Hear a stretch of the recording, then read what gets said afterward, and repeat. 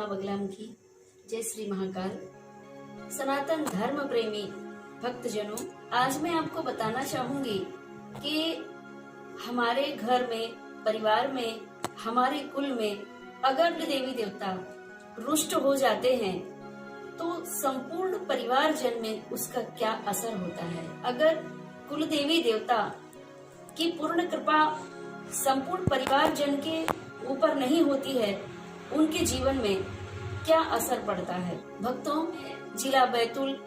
अपने शिष्य परिवार में गई और मेरे और भी अन्य शिष्य थे, उनका भी आगमन हुआ और वहां पर ये चर्चा हुई और मुझसे पूछा गया, कहा गया कि गुरु माँ, अगर हमारे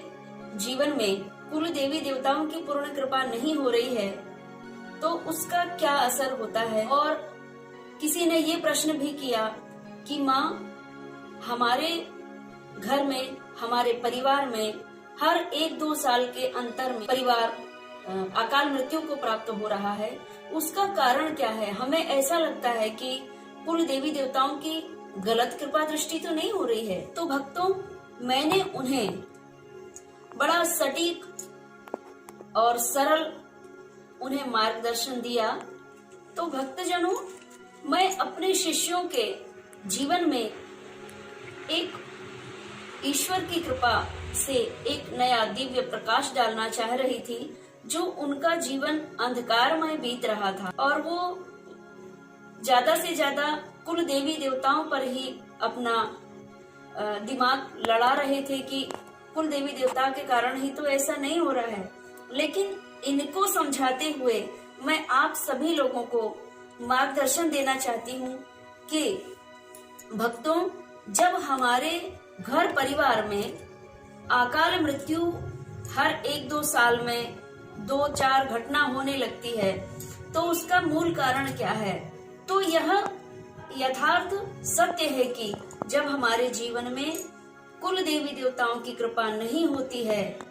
और कुल देवी देवताओं को हम नहीं पूजते हैं, उनके पूजन अर्चन, धूप दीप और यथावत जो हमारे परिवार जन पहले से ही उन कुल देवी देवताओं की पूजन आराधना करते चले आ रहे हैं और उन्हें कुछ भी नहीं होता था, उनका जीवन नित्य प्रति सुखमय और आनंदमय व्यतीत होता था। लेकिन आज कई परिवार जो हैं कुल देवी देवताओं की आराधना नहीं करते हैं, इष्ट देवी देवताओं की आराधना नहीं करते हैं और वे कुल देवी देवता अपने कुल रक्षक जब धूप दीप और पूजन अर्चन नहीं प्राप्त करते हैं तो वे बुरा नहीं करते,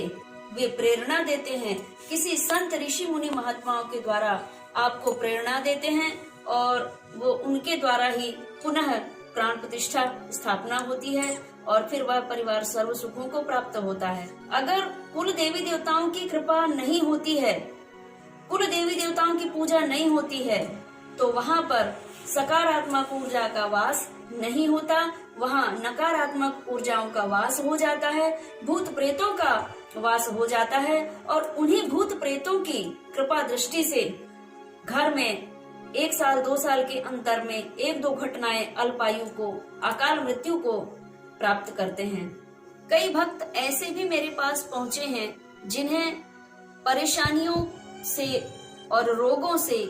भयानक रूप से ग्रसित रहे हैं और उनको माँ बगलामुखी की कृपा से मेरा सानिध्य प्राप्त हुआ और मैंने उन्हें समझाया और बताया कि कुल देवी देवताओं की पूजन आराधना ऐसे ऐसे करनी है और विधि पूर्वक मैंने उन्हें गुरु दीक्षा दे करके सबसे पहले कुल देवी देवताओं की आराधना करने के लिए भी और इष्ट देवी देवताओं की आराधना करने के लिए भी हमें गुरु शरण में जाना बहुत जरूरी होता है, क्योंकि कुल देवी देवता भी यही चाहते हैं कि तुम गुरु परंपरा में जाओ और गुरु परंपरा के अनुसार वो आपको सटीक मार्ग बताएंगे कि कुल देवी देवताओं की पूजन आराधना कैसे की जाती है, इष्ट देवी देवताओं की आराधना कैसी की जाती है और उनके ही कुल देवी देवता और उनके ही इष्ट देवी देवताओं की कृपा दृष्टि से उन्हें एक गुरु माता का सानिध्य प्राप्त हुआ। इसके बाद मैंने उन्हें समझाया और सबसे पहले मैंने उन्हें गुरु दीक्षा दिया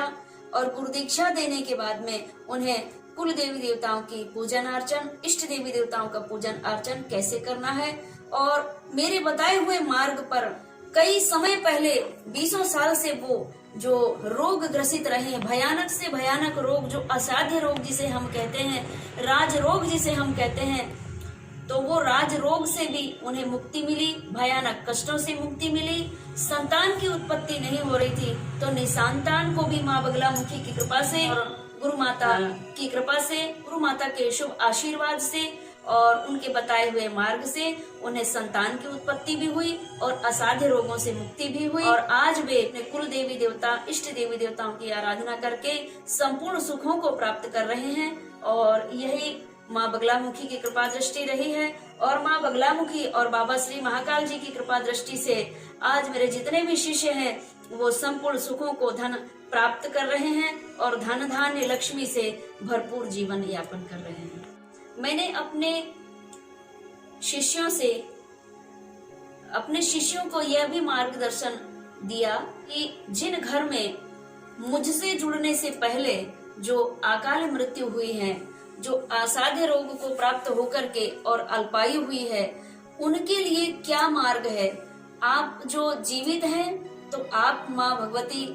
कुल देवी देवता, इष्ट देवी देवता की आराधना कर सकते हैं, लेकिन कारणवश जो अकाल मृत्यु को प्राप्त हो गए हैं उन्हें मुक्ति कैसे प्रदान हो, उन्हें मोक्ष की गति कैसे प्रदान हो, तो मैं आपको बताना चाहूंगी भक्तों। मोक्ष की गति अल्पायु को जो जीव प्राप्त हुआ है, अल्पायु को जो मनुष्य प्राप्त हुआ है, उनकी मुक्ति का मार्ग है, वो एक ही मार्ग है, बड़ा सुलभ है, वो है श्रीमद् भागवत कथा। जिनके घर परिवार में अकाल मृत्यु से जो चले गए हैं मनुष्य, उनकी मुक्ति के लिए श्रीमद् भागवत कथा तो है, लेकिन जो आने वाली 21 पीढ़ी है, स्वयं की पीढ़ी और पिछले वाली 21 पीढ़ी को तारती है, वो गंगा है श्रीमद् भागवत कथा। भगवान श्री कृष्ण के श्री मुखारविंद से निकली हुई है, वो है श्रीमद् भागवत कथा। और श्रीमद् भागवत कथा को श्रवण पान मृत आत्मा भी करती है और जीवित प्राणी भी करता है, ये दोनों को मोक्ष की गति प्रदान होती है। लेकिन भक्तजनों, श्रीमद् भागवत कथा श्रवण पान हमें कैसे संतों से करना चाहिए। अगर हम पुस्तकी ज्ञान धारण किए हुए संतों से श्रीमद् भागवत कथा करवाते हैं तो संभव नहीं है कि वह जीव आत्मा को मुक्ति मिल पाए, क्योंकि साधक और पुजारी में अंतर होता है। पुस्तक पढ़ के और पुस्तक के ज्ञान के माध्यम से जो कथा श्रवण पान कराते हैं उसमें तो बल होता ही है, उनमें शक्ति होती है, क्योंकि वो संत किसी भी परिस्थिति में उनका दिमाग ईश्वर के प्रति कितना विकसित हुआ है वो संत स्वयं जानता है। लेकिन अगर एक साधक जो सिद्ध महापुरुष है, जो स्वयं सिद्ध है, जो साधना करना जानता है, जीवन और मरण दोनों के चक्कर से जो स्वयं को मुक्त समझता है, स्वयं मुक्त हो चुका है, जो जीता मर के फिर जी जावे, वो होता है समाधिष्ठ पुरुष। जो संत समाधिष्ठ को प्राप्त कर चुका होता है, यानी कि भक्ति मार्ग के अंतिम चरण को भी जो पार कर लिया होता है, अगर ऐसे संत महापुरुष का आपको सानिध्य प्राप्त हो जाए तो आप उनसे श्रीमद् भागवत करा सकते हैं, श्रीमद् भागवत कथा करा सकते हैं। उनके श्री मुखारविंद द्वारा जब आप श्रीमद् भागवत कथा श्रवण पान करेंगे तो मैं आपको वचन देती हूँ कि आपके जो पूर्वज हैं उन्हें मुक्ति का मार्ग जरूर मिलेगा, उन्हें मोक्ष की गति तो प्रदान होगी, लेकिन हमें जीते जी मोक्ष की गति प्रदान होती है। मैं आपसे कहना चाहूंगी कि अगर आपके परिवार में इस प्रकार की दुर्घटना हो गई हो तो आप एक बार श्रीमद् भागवत कथा श्रवण पान जरूर करें।